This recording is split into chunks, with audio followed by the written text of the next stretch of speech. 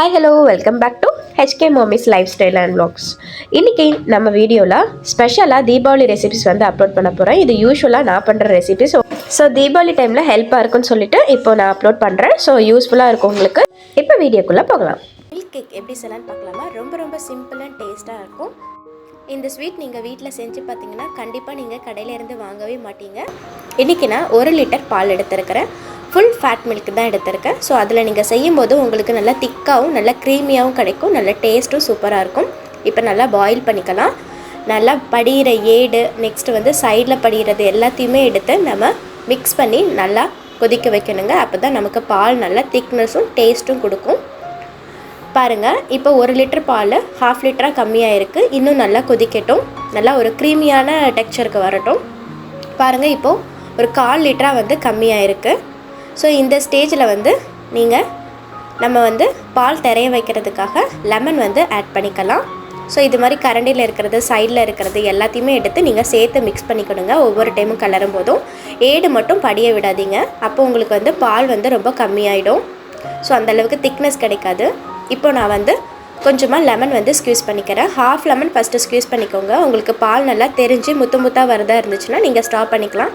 இன்னும் உங்களுக்கு கரெக்டான தெரிஞ்சு கிடைக்கல அப்படின்னா நீங்கள் வந்து 1 லெமன் கூட ஸ்க்யூஸ் பண்ணிக்கலாம். ஏன்னா அதிகமாக லெமன் வந்து ஸ்க்யூஸ் பண்ணும்போது நமக்கு கொஞ்சம் புளிப்பு டேஸ்ட் ஏறிடும். அதனால் நீங்கள் கொஞ்சமாக ஃபஸ்ட்டு ஆட் பண்ணிவிட்டு செக் பண்ணிவிட்டு வேணும்னா நீங்கள் வந்து நெக்ஸ்ட்டு வந்து தெரிய வச்சுக்கலாம்.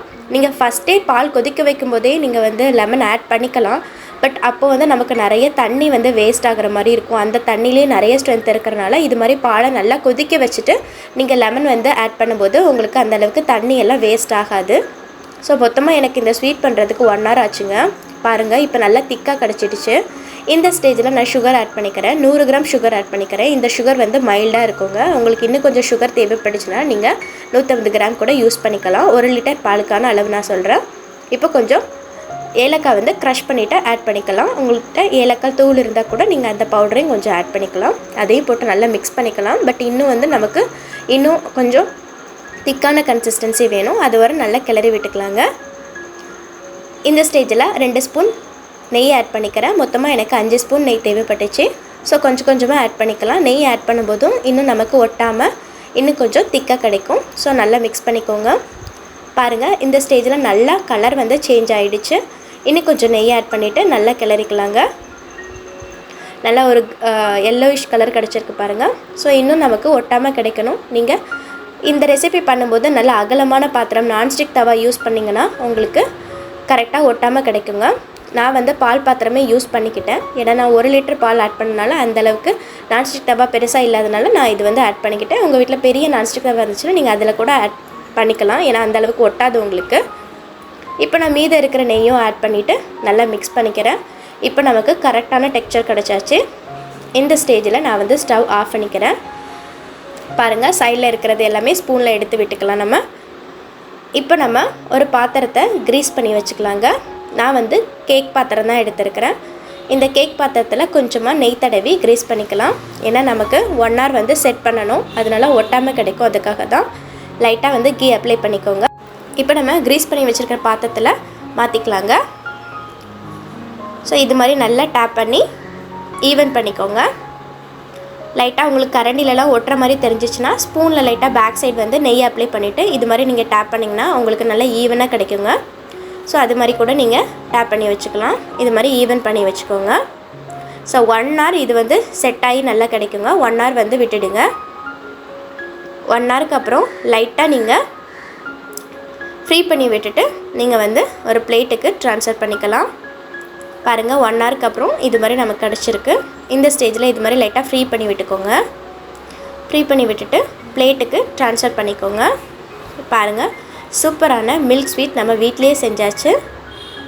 இந்த மில்க் கேக்கை கண்டிப்பாக நீங்கள் வீட்டில் ட்ரை பண்ணி பாருங்கள். இது கடையில் கிடைக்கிற அதே டேஸ்ட்டு கிடைக்குங்க.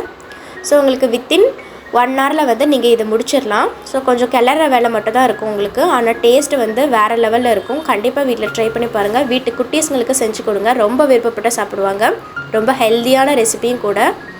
ஸோ நம்ம கடையிலலாம் வாங்கும்போது நமக்கு நெய்க்கு பதிலாக டால்டாவும் மிக்ஸ் பண்ணி கொடுப்பாங்க. நம்ம வீட்டிலே செய்யும்போது நெய்யெல்லாம் யூஸ் பண்ணியிருப்போம். ஸோ ஹெல்த்தியான முறையில் நீங்கள் வீட்டில் செய்யும்போது இன்னும் ரொம்ப டேஸ்ட்டாக இருக்குங்க. கண்டிப்பாக வீட்டில் ட்ரை பண்ணி பாருங்கள். ஸோ 60 ரூபாயில் நம்ம வந்து ஒரு பாக்ஸ் கிடைக்கிற அதே குவான்டிட்டி வந்து நமக்கு கிடைக்கும். நீங்கள் இதுவே கடையில் வாங்குறீங்கன்னா கண்டிப்பாக உங்களுக்கு இது வந்து 200 ருபீஸாவது இருக்குங்க. ஸோ நம்ம வீட்டில் செய்யும்போது விலையும் கம்மி, ஹெல்த்தும் அதிகம். ஸோ கண்டிப்பாக வீட்டில் ட்ரை பண்ணி பாருங்கள். இந்த தீபாவளிக்கு இது மாதிரி செஞ்சு அசத்து. கார்னிஷிங்காக லைட்டாக நான் வந்து நட்ஸ் வந்து மேலே கட் பண்ணி வச்சுக்கிட்டேன். இப்போ சூப்பரான மில்க் கேக் வீட்லேயே செஞ்சாச்சு. கண்டிப்பாக இது ஒரு வாரம் கூட நீங்கள் வெளியில் வச்சு சாப்பிட்டாலும் கெட்டு போகாதுங்க. வீட்டில் ட்ரை பண்ணி பாருங்கள். ட்ரை பண்ணி பார்த்துட்டு எப்படி இருந்ததுன்னு மறக்காமல் கமெண்ட்டில் சொல்லுங்கள். நெக்ஸ்ட் ரெசிபி பார்க்குறதுக்கு முன்னாடி மறக்காமல் சேனலை லைக் பண்ணிவிட்டு கண்டினியூ பண்ணுங்கள். ஃபஸ்ட் டைம் பார்க்குற வியூவர்ஸ் மறக்காமல் சேனலை சப்ஸ்கிரைபும் பண்ணிவிடுங்க. ஆனால் ஜூஸியான ஒரு ஸ்வீட் ரெசிபி ரசமலாய் தாங்க. எங்கள் வீட்டில் எல்லாருக்குமே இந்த ரசமலாய் ரொம்ப ஃபேவரட். செஞ்ச உடனே காலியாகிற ஒரே ரெசிபின்னா இந்த ரசமலாய் தாங்க. எங்கள் குட்டீஸ்லேருந்து என் ஹஸ்பண்ட்லேருந்து எனக்கு எல்லாருக்குமே ரொம்ப ரொம்ப பிடிக்கும். இப்போ நம்ம ரசமலாய் பண்ணுறதுக்கு ஃபஸ்ட்டு ரப்தி தயாரிக்கிறதுக்காக நான் இப்போ 1/2 லிட்டர் பால் எடுத்துக்கிறேன். இது கொஞ்சமாக தண்ணி ஊற்றி நம்ம காய்ச்சிக்கலாம். இது வந்து ரப்தி கொஞ்சம் அதிகமாக வரும். ஏன்னா ரப்தி இருந்துச்சுன்னா நாங்கள் எக்ஸ்ட்ரா ஒரு டெசர்ட் கூட யூஸ் பண்ணிப்பேன். உங்களுக்கு தேவையில்லைன்னா நீங்கள் 1/4 லிட்டர் பால் மட்டும் எடுத்தால் போதும். நெக்ஸ்ட்டு ரசகுல்லா பண்ணுறதுக்கு 1/2 லிட்டர் பால் எடுத்துருக்கிறேன். நான் பேக்கெட் பால் தான் எடுத்திருக்கேன். உங்கள் வீட்டில் பசும்பால் இருந்தால் கூட நீங்கள் யூஸ் பண்ணிக்கலாம். அது ரொம்பவே சூப்பராக இருக்கும். நெக்ஸ்ட்டு வினிகர் அல்லது நம்ம லெமன் ஜூஸ் தேவைப்படும் பால் வந்து தெரிய வைக்கிறதுக்காக. இப்போ நான் 3 ஸ்பூன் லெமன் ஜூஸ் கூட கொஞ்சமாக தண்ணி ஆட் பண்ணிக்கிறேன். நெக்ஸ்ட்டு ரப்திக்காக சூடான பாலில் கொஞ்சமாக குங்குமப்பூ நீங்கள் ஆட் பண்ணி வச்சுக்கோங்க. இது நல்ல கலர் கொடுக்கும் நமக்கு. இது ஓரமாக இருக்கட்டும். நெக்ஸ்ட்டு குட்டி குட்டியாக உங்கள் வீட்டில் இருக்கிற நட்ஸ் எல்லாம் கொஞ்சமாக சாப் பண்ணி வச்சுக்கோங்க. இது ரப்திக்காக நமக்கு டேஸ்ட்டுக்காகவும் கொஞ்சம் திக்னஸ்க்காகவும் இது ரொம்ப ஹெல்ப்பாக இருக்கும்.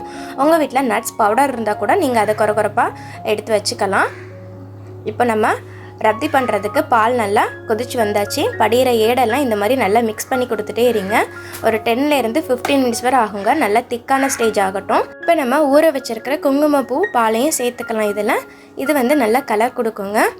உங்களுக்கு வேணும்னா கொஞ்சமாக நீங்கள் ஃபுட் கலர் கூட ஆட் பண்ணிக்கலாம். நான் ஒரு 2 ட்ராப் வந்து yellow colour food colour add பண்ணியிருக்கிறேன். நெக்ஸ்ட்டு நம்ம கட் பண்ணி வச்சுருக்கிற நட்ஸையும் நம்ம இது கூட ஆட் பண்ணிக்கலாம். நீங்கள் வந்து ஃபுட் கலர் ஆட் பண்ணுற இஷ்டம் இல்லைன்னா நீங்கள் ஸ்கிப் பண்ணிக்கலாம் தாராளமாக. நான் வந்து கடையில் கிடைக்கிற அந்த கலர் கிடைக்கிறதுக்காக தான் நான் வந்து இதை ஆட் பண்ணியிருக்கிறேன். நீங்கள் குங்குமப்பூ நிறைய கொஞ்சம் சேர்த்தா தான் நல்ல கலர் வரும். ஏன்னா எனக்கு அந்த அளவுக்கு கலர் வரல ஒரு பிஞ்ச் குங்குமப்பூக்கு. ஸோ நான் கொஞ்சமாக கலர் ஆட் பண்ணிக்கிட்டேன். இது நல்லா கொதிச்சு வரட்டும். இப்போ நம்ம பன்னீர் செய்கிறதுக்காக பால் நல்லா கொதிச்சு வந்தாச்சு.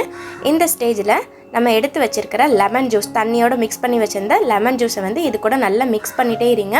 பாலெல்லாம் நல்லா தெரிஞ்சு கிடைக்கும். பாருங்கள் நல்லா தெரிய ஆரம்பிச்சிருச்சு. நமக்கு தண்ணி தனியாக அந்த பால் தனியாக பிரிஞ்சு வந்துடும். இப்போ பாருங்கள் நல்லா பிரிஞ்சு வந்தாச்சு. ஒரு 5 மினிட்ஸ் வந்து ஆறட்டும். இப்போ இதுவும் நல்லா திக்காகியாச்சு. ரப்தி பண்ணுறதுக்கு கூடவே நான் 5 ஸ்பூன் சுகர் ஆட் பண்ணிக்கிறேன். இது இன்னும் திக்காகட்டும். நல்லா அடிக்கடி மிக்ஸ் பண்ணிக்கோங்க. கொஞ்சமாக ஏலக்காய் தூள் அல்லது லைட்டாக இடித்து போட்டுக்கோங்க. 2 ஏலக்காய் போல் நான் போட்டிருக்கேன். நல்லா மிக்சிங் கொடுத்துக்கோங்க. நெக்ஸ்ட்டு நம்ம ரசகுல்லா பண்ணுறதுக்கு நம்ம இப்போ அதை வடிகட்டிடலாம். ஒரு துணி ஒயிட் கலர் துணி எடுத்துக்கோங்க. நான் அடியில் சன்னி வச்சுருக்கேன். ஏன்னா குட்டி துணி எடுத்துக்கனால வெயிட் உள்ளே இறங்கும் போது உள்ளே விழுந்துடும். அதுக்காக தான் சன்னி வச்சு சப்போர்ட் கொடுத்துருக்கேன். இப்போ நம்ம பாலெல்லாம் இதில் ஆட் பண்ணிக்கலாம். ரசகுல்லா ரொம்ப டேஸ்ட்டாக வர்றதுக்கு கொஞ்சம் டிப்ஸ் வந்து நம்ம ஃபாலோ பண்ணுங்க. நான் ஆல்ரெடி ஒரு பாட்டில் தண்ணியை வந்து ஃப்ரிட்ஜில் எடுத்து வச்சுட்டேன்.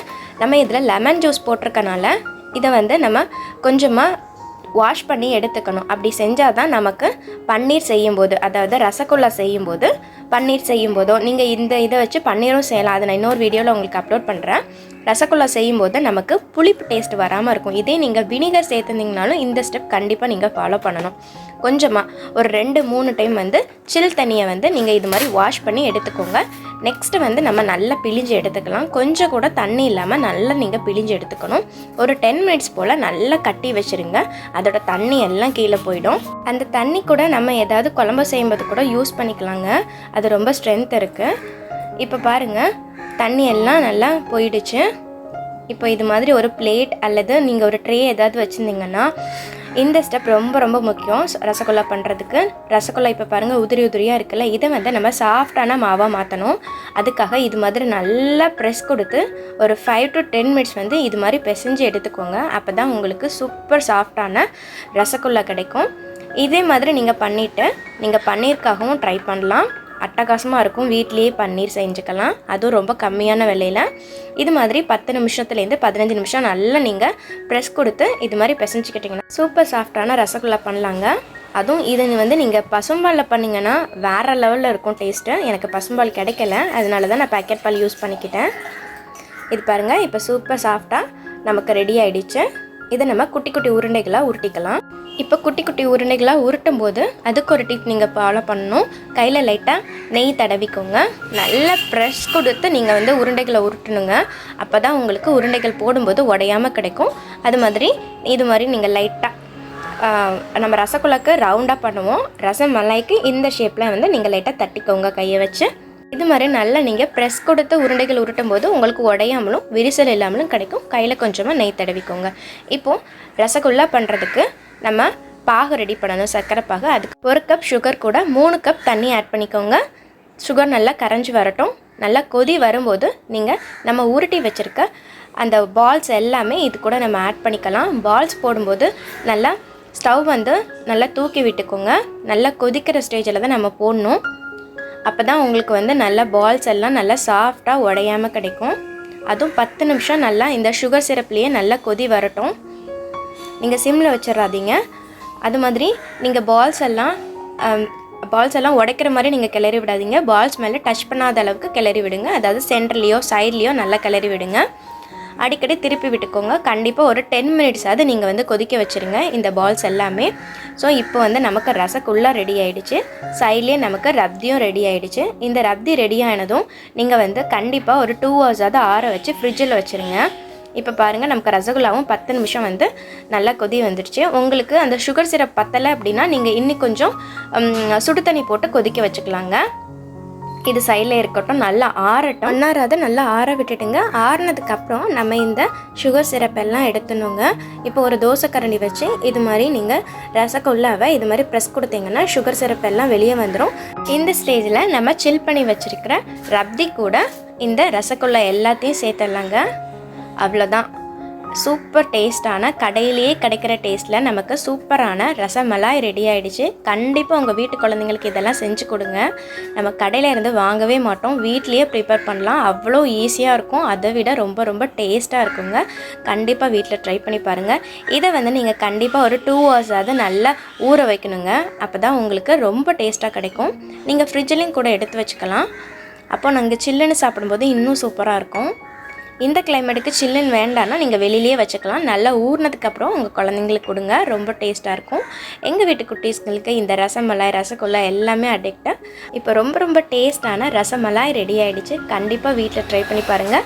இதே மெத்தடில் ட்ரை பண்ணி பார்த்துட்டு எப்படி இருந்ததுன்னு மறக்காமல் கமெண்ட் பண்ணுங்கள். நெக்ஸ்ட்டு ரொம்ப ரொம்ப சிம்பிள் அண்ட் ஹெல்த்தியான ரெசிபி பார்க்கலாமா? அடுப்பே யூஸ் பண்ணாமல் ரொம்ப சிம்பிளான 3 பொருட்கள் மட்டும் யூஸ் பண்ணி ரொம்ப ஹெல்த்தியான ஒரு ஸ்வீட் ரெசிபி 5 நிமிஷத்தில் பண்ணலாமா?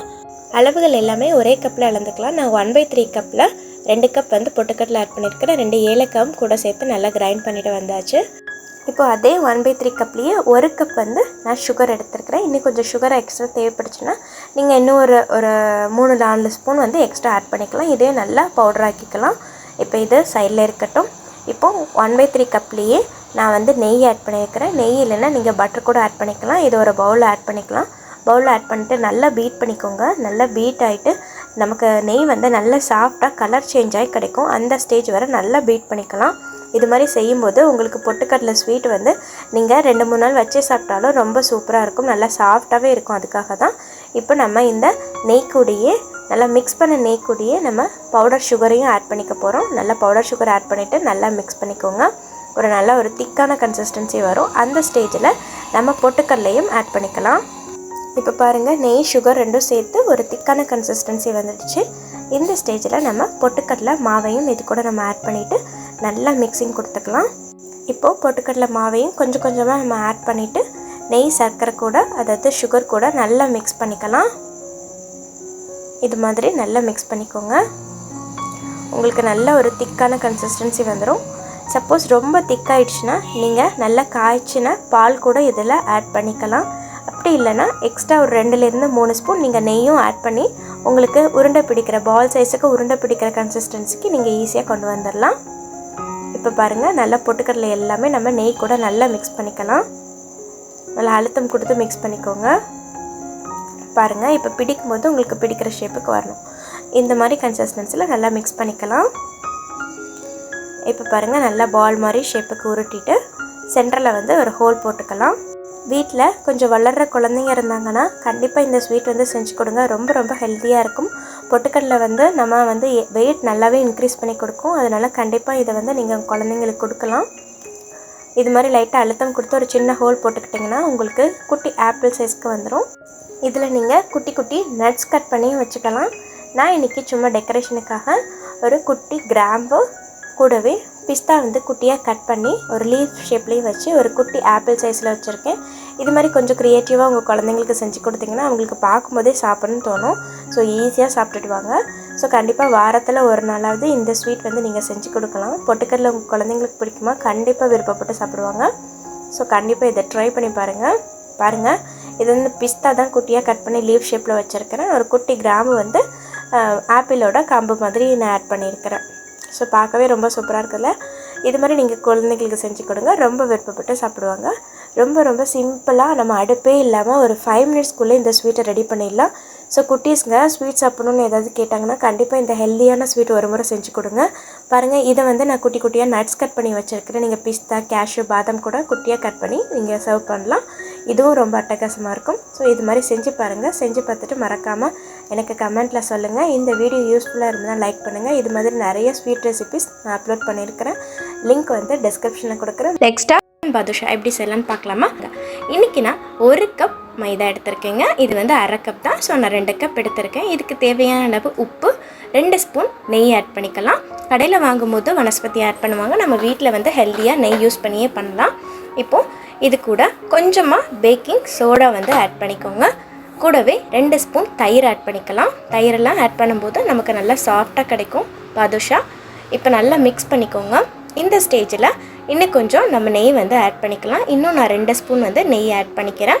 நெய் ஆட் பண்ணிவிட்டு நல்லா மிக்ஸ் பண்ணிக்கோங்க. கொஞ்சம் பிடிக்கிற பதம் வரும்போது நமக்கு தேவையான அளவு தண்ணி ஆட் பண்ணி நீங்கள் கொஞ்சம் ரஃப்பான மாவாகவே, அதாவது கொஞ்சம் ஹார்டான மாவாக பிசைஞ்சிக்கலாம். ரொம்ப சாஃப்டாக வேணாம். அப்போ தான் உங்களுக்கு பாதுஷா வந்து நல்ல டெக்ஸ்சர் கொடுக்கும். எண்ணெயும் அந்த அளவுக்கு குடிக்காது. ஸோ கொஞ்சம் கொஞ்சமாக தண்ணி ஊற்றி இது மாதிரி கொஞ்சம் ஹார்டாகவே நீங்கள் வந்து பிசைஞ்சிக்கோங்க. ஒரு சப்பாத்தி மாவையும் விட கொஞ்சம் ஹார்டாகவே நீங்கள் வந்து பிசைஞ்சிக்கலாம். மாவை நீங்கள் இது மாதிரி பிரித்து எடுக்கும்போது இந்த மாதிரி உங்களுக்கு லேயராக ஃபார்ம் ஆகணும். இதுதான் கரெக்டான கன்சிஸ்டன்சியாக இருக்கும். அப்போ தான் உங்களுக்கு பாதுஷாவும் நல்ல லேயராக நல்லா சாஃப்டாக ஜூஸியாக கிடைக்குங்க உங்களுக்கு. பாருங்கள், இது மாதிரி இருக்கணும். இப்போ நல்லா பிசைஞ்சு வச்சாச்சு. 1/2 அன் ஹவர் வந்து நல்லா மூடி வச்சிடலாம். மேலே லைட்டாக நெய் வந்து அப்ளை பண்ணிக்கோங்க. அப்ளை பண்ணிவிட்டு 1/2 அன் ஹவர் ஒரு பிளேட் போட்டு மூடி வச்சிடலாம். 1/2 அன் ஹவர் நல்லா ஊறட்டும். பாருங்கள், 1/2 அன் ஹவர் நல்லா ஊறியாச்சு. மாவும் கொஞ்சம் நல்லா சாஃப்ட் ஆகிடுச்சு. இந்த ஸ்டேஜில் இது சைடில் இருக்கட்டும். நம்ம சர்க்கரை பாகு காய்ச்சிடலாம். இன்றைக்கி நான் 1 கப் மைதாக்கு 1 கப் சுகர் வந்து எடுத்துருக்கிறேன். ஸோ உங்களுக்கு மைல்டான சுகர் போதும்னா நீங்கள் 1:1 ரேஷியோவில் எடுத்தால் போதும். கொஞ்சம் அதிகமாக உங்களுக்கு சர்க்கரை பாகு வேணும், நல்லா டிப் ஆகிற மாதிரி வேணும் அப்படின்னா நீங்கள் 1.5 கப் சுகர் எடுத்துக்கலாம். அதுக்கு நீங்கள் வந்து 1 கப் தண்ணி ஊற்றி நல்லா இது மாதிரி கரைச்சிட்டு கொதிக்க வச்சுக்கலாம். இன்றைக்கி நான் 1 கப் சுகர் எடுத்திருக்கேன். அதுக்கு 1/2 கப் தண்ணி ஊற்றி இது மாதிரி நல்லா கொதிக்க வச்சுக்கிறேன். கொஞ்சமாக ஏலக்காய் தூள் போட்டுக்கோங்க. நான் லைட்டாக ஏலக்காய் இடித்து போட்டிருக்கேன். குங்குமப்பூ இருந்தால் நீங்கள் ஆட் பண்ணிக்கோங்க. இல்லைனா லைட்டாக ஃபுட் கலர் கூட ஒரு ட்ராப் வந்து நீங்கள் ஆட் பண்ணிக்கலாம். கொஞ்சமாக கலர் கொடுக்கும் உங்களுக்கு. இப்போ சர்க்கரையெல்லாம் நல்லா கரைஞ்சி வரட்டும். அது வரை நல்லா கொதிக்கட்டும். உங்களுக்கு நல்லா ஸ்டிக்கியான கன்சிஸ்டன்சி வரணும். அது வரை வந்து நல்லா கொதிக்க விட்டுடுங்க. ரொம்ப வந்து கம்பிப்பதம் மாதிரி வர வேண்டாம். பாருங்கள், இது நீங்கள் தொட்டு பார்க்கும்போது ஒரு 5 மினிட்ஸ் நல்லா கொதிச்சதுக்கப்புறம் நீங்கள் தொட்டு பார்க்கும்போது உங்களுக்கு நல்லா ஸ்டிக் ஆகும். அந்த ஸ்டேஜில் வந்து பாருங்கள், இது வந்து நல்லா ஸ்டிக்கான கன்சிஸ்டன்சி தான், ஸ்டிக்கியாக தான் இருக்குது, நமக்கு கம்பி பதம் மாதிரி வரல. ஸோ இந்த ஸ்டேஜில் நான் லைட்டாக ஸ்டவ் வந்து ஆஃப் பண்ணிவிட்டு லெமன் வந்து ஸ்க்யூஸ் பண்ணிக்கிறேன். லெமன் ஏன் ஸ்க்யூஸ் பண்ணுறோன்னா நம்ம சர்க்கரை பாகு கொஞ்சம் லேட்டானாலும் நமக்கு இதே கன்சிஸ்டன்சியில் இருக்கும், ரொம்ப ஹார்டாக திக்காக மாறாது. இப்போது நிறைய நம்ம பாதுஷா பண்ணும்போது ரொம்ப அந்த சர்க்கரை பாகுலாம் ஒயிட் கலராக கொஞ்சம் லேயராக பிரிக்கிற மாதிரி வரும். அது மாதிரி இல்லாமல் உங்களுக்கு நல்லா ஜூஸியாகவே கிடைக்கும். இப்போ மாவை இது மாதிரி குட்டி குட்டி உருண்டைகளாக நல்லா உள்ளங்கையில் வச்சு அழுத்தம் கொடுத்து உருட்டிக்கோங்க. நான் இன்றைக்கி பட்டன் பாதுஷா பண்ணுறனால குட்டி குட்டி உருண்டைகளாக தான் எடுத்துருக்கிறேன். ஸோ குட்டீஸுங்களுக்கு பார்க்கும்போதே சாப்பிடணும்னு தோணும். அதுக்காக சின்ன சின்ன உருண்டைகளாக உருட்டி இது மாதிரி லைட்டாக குழி போட்டுக்கோங்க. 2 சைடும் கூட நீங்கள் போட்டுக்கலாம். இது மாதிரி எல்லாமே நம்ம குட்டி குட்டி பால்ஸாக உருட்டி இது மாதிரி குழி போட்டுக்கலாம். இப்போ எனக்கு இதுக்கு இந்த 1 கப் மைதா மாவுக்கு எனக்கு ஒரு 20லேருந்து 25 பாதுஷா கிடச்சிதுங்க. ஸோ இது மாதிரி ரெடி பண்ணியாச்சு. இந்த ஸ்டேஜில் நம்ம எண்ணெய் வந்து நல்லா சூடு பண்ணிக்கலாம். தேவையான அளவு எண்ணெய் ஊற்றிக்கோங்க. எண்ணெய் நல்லா சூடானதும் சிம்மில் வச்சுக்கோங்க. இப்போ பாதுஷா எல்லாமே ஒவ்வொன்றா உள்ளே போட்டுடலாம். ஸோ இதை வந்து நம்ம சிம்லேயே வச்சு ஃப்ரை பண்ணணும். ஏன்னா நம்ம மைதா மாவு ஆட் பண்ணியிருக்கனால உள்ளே நல்லா வெந்து கிடைக்கணும். நீங்கள் வந்து ஸ்டவ் நல்லா ஃப்ளேம் வந்து ஹை ஃப்ளேமில் வச்சுருந்தீங்கன்னா வெளியே நல்லா ப்ரௌன் கலராக சேஞ்ச் ஆகிடும், பட் உள்ளே வந்து வேகாமல் இருக்கும். அதனால் சிம்லேயே வச்சு ஃபுல்லாகவே நீங்கள் வந்து இந்த பாதுஷா எடுக்கிற மாதிரி இருக்கும். பாருங்கள், லைட்டாக மேலெலும்பி வந்துடுச்சு. இந்த ஸ்டேஜில் வந்து திருப்பி விட்டுக்கோங்க. ஸோ கலர் சேஞ்ச் ஆகிற வரை திருப்பி விட்டு நம்ம வந்து பாதுஷா வேக வைக்கணுங்க. பாருங்கள், ஒரு சைடு நல்லா வெந்ததும் இன்னொரு சைடு திருப்பி விட்டுக்கோங்க. அகைன் மறுபடியும் இன்னொரு சைடு திருப்பி விட்டு நல்லா கலர் சேஞ்ச் ஆகிற வரை வெயிட் பண்ணலாம். இப்போ நான் பாருங்கள், நல்லா கலர் சேஞ்ச் ஆகி கிடச்சிடுச்சு. இந்த ஸ்டேஜில் நம்ம வந்து தனியாக மாற்றிடலாங்க. பாருங்கள், நீங்கள் இது ரெடி பண்ணுறதுக்குள்ளேயும் உங்களுக்கு சர்க்கரை பாகு வந்து சூடு கம்மியாயிடுச்சுன்னா லைட்டாக வந்து அதை வார்ம் பண்ணி எடுத்துக்கோங்க. ஏன்னா அப்போ தான் உங்களுக்கு சர்க்கரை பாகு எல்லாமே இந்த பாதுஷாவில் இறங்கும். இதே மாதிரி மீதம் இருக்கிற எல்லா மாவுகளையும் நம்ம வந்து போட்டு எடுத்துடலாம். எண்ணெயில் சிம்லேயே வச்சு ஃப்ரை பண்ணிக்கோங்க. இப்போ சூப்பரான பட்டன் பாதுஷா வீட்லேயே செஞ்சாச்சு. நம்ம கடையில் நீங்கள் வந்து வீட்டில் செய்ய ஆரம்பிச்சிட்டிங்கன்னா கடையிலேயே வாங்கவே மாட்டீங்க. கண்டிப்பாக நான் அடித்து சொல்லுவேன், அந்த அளவுக்கு டேஸ்ட் வந்து சூப்பராக இருக்கும். கூடவே நம்ம நெய்யெல்லாம் போட்டிருக்கனால ரொம்ப டேஸ்ட்டு சூப்பராக இருக்கும். நல்லா ஹெல்த்தியும் கூட. இப்போ நம்ம சர்க்கரை பாகுலாம் ஒவ்வொன்றா போட்டு எடுத்துடலாம். நான் இன்றைக்கி மைல்டான ஸ்வீட் வேணுங்கிறதுக்குனால நான் வந்து 1 கப் தான் சுகர் யூஸ் பண்ணியிருந்தேன். ஸோ உங்களுக்கு எக்ஸ்ட்ரா வேணும்னா நீங்கள் 1.5 கப் சுகர் கூட நீங்கள் யூஸ் பண்ணிக்கலாம். நீங்கள் மைதா எந்த கப்பில் அளந்துருக்கீங்களோ அதே கப்லேயே நீங்கள் அளந்து எடுத்துக்கலாம். சர்க்கரை பாகில் போட்டு ஒரு 1 hour ஊற வச்சா போதுங்க. சூப்பரான ஜூஸியான ரொம்ப டேஸ்டான பாதுஷா நீங்கள் வீட்லேயே செஞ்சிடலாம். நீங்கள் கடையில் வாங்கணுன்னு அவசியம் இல்லைங்க. வீட்டில் குட்டீஸ்ங்க இருந்தால் கண்டிப்பாக செஞ்சு கொடுங்க. ரொம்ப விருப்பப்பட்டு சாப்பிடுவாங்க. நம்ம சேனலில் அதிரசம் முறுக்கு எல்லாமே விலாகோட சேர்த்து வந்து நான் ஆல்ரெடி அப்லோட் பண்ணிட்டேன். ஸோ அது வீடியோ வேணும்னா கூட நான் டிஸ்கிரிப்ஷனில் கொடுக்குறேன், செக் பண்ணி பாருங்கள். ஸோ எல்லாருக்கும் ஹாப்பி தீபாவளி நல்வாழ்த்துக்கள். சேஃப் அண்ட் செக்யூராக வந்து நீங்கள் செலிப்ரேட் பண்ணுங்கள். ஹாப்பி தீபாவளி மக்களே. தேங்க்ஸ் ஃபார் வாட்சிங் வீடியோஸ். நியூவாக பார்க்குறவங்க மறக்காமல் சப்ஸ்கிரைப் பண்ணுங்கள்.